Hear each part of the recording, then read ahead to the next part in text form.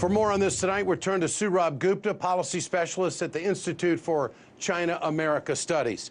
Sourabh, thank you for your time tonight. A lot has developed since you and I have spoken a few days ago. What's your analysis of where things are right now? And in Ilya's report there, he said one wrong move at this point, which I thought was a very important statement. Your thoughts on all this? My views are that everything is again trending in a very positive direction. We have American diplomats in Pyongyang, Singapore, and of course the North Korean vice chairman out here meeting with Secretary of State Pompeo, and tomorrow coming up to Washington, D.C. to meet President Trump. At the same time, as you just showed, Mr. Lavrov was there in Pyongyang, and there was also senior leaders from North Korea in Beijing, frankly, too. And there's thinking that perhaps Kim Jong-un might even go to Beijing once prior to the meeting. It's speculative, but frankly, everything is pointing in the direction towards significant progress, though one cannot certainly pin down and say that June 12th will happen.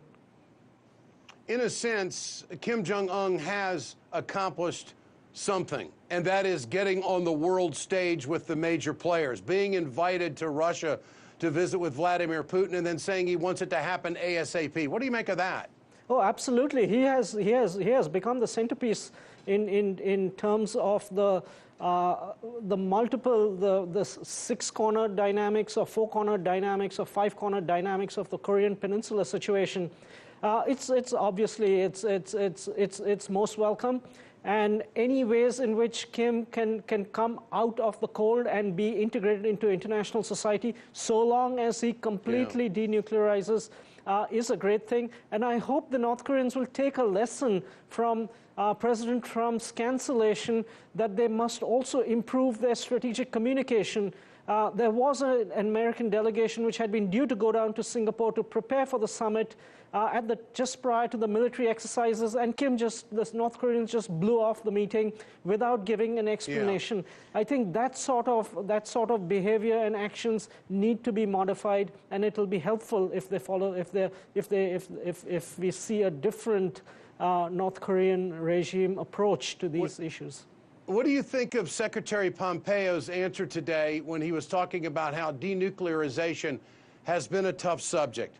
Another part of that question is, how important is it for the superpowers, Russia, China, United States, and others, to be on board saying the same thing about denuclearization of the Korean Peninsula? What about all that? Oh, let me get to the superpower part first. It is essential that there is no daylight on comprehensive, verifiable, irreversible denuclearization. There might be gaps on how that process might be structured among the superpowers, but the reason that Kim is one of the important reasons why Kim is at the table is because there has been a united front manifested in strong United Nations Security Council resolutions.